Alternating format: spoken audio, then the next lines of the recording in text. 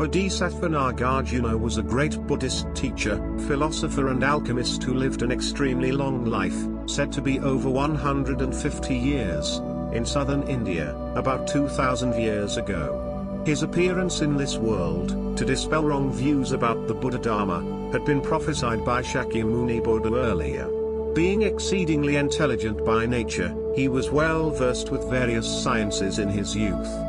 His first exposure to the Buddha Dharma was in the Theravada teachings, but became a strong proponent of Mahayana Buddhism after receiving excellent sutras from an old monk in the Himalayas.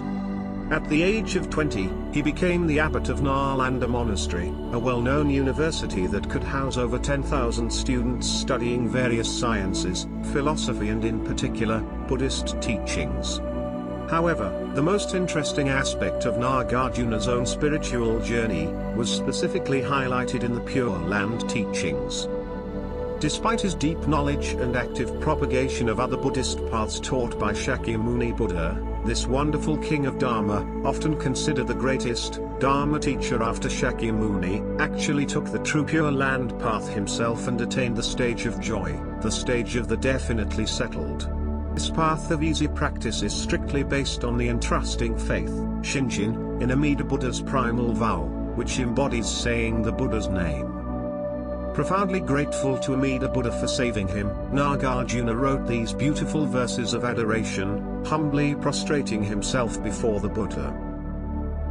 Before Amida Buddha, whom devas and men worship, I humble myself in deepest reverence.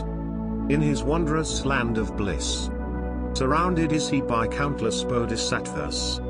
His golden form shines forth pure, like the king of Mount Sumeru. His practice of truth is steadfast, like an elephant's pace. His eyes radiate like pure blue lotus blossoms. Thus I prostrate myself before Amida Buddha. His countenance is perfectly pure and round, like the full moon. His majestic light shines like 1,000 suns and moons.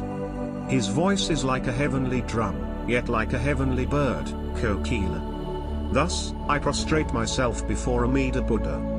Avalokiteshvara wears upon his crown the image of Amida adorned with many precious jewels. He subdues the arrogance of demons and heretics. Thus I prostrate myself before Amida Buddha. Incomparable, vast and pure his virtues are, clearly extending like vast open space, his acts freely benefiting all. Thus I prostrate myself before Amida Buddha. Bodhisattvas from the 10 quarters, and countless Maras always venerate him. He dwells with vow power for the sake of all beings. Thus I prostrate myself before Amida Buddha. In the golden treasure pond where the lotus flowers bloom, established with goodness is a wondrous throne, where reigns the Lord, like the king of Mount Sumeru. Thus I prostrate myself before Amida Buddha. From the 10 quarters bodhisattvas come, revealing wondrous powers. They attain a blissful state, honoring his face, they offer eternal homage. Thus I prostrate myself before Amida Buddha. All things are transient and without self, like the moon on water, lightning, shadow, or dew. The Dharma transcends words, the Buddha proclaimed. Thus I prostrate myself before Amida Buddha. There exist no evil names in his land, nor beings in the female form, nor fear of evil realms. With sincere heart all beings worship him. Thus I prostrate myself before Amida Buddha.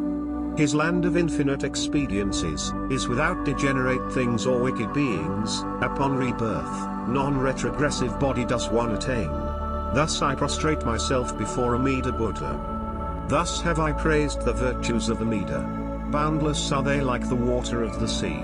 Upon receiving these pure and good qualities, may all beings be reborn into his land.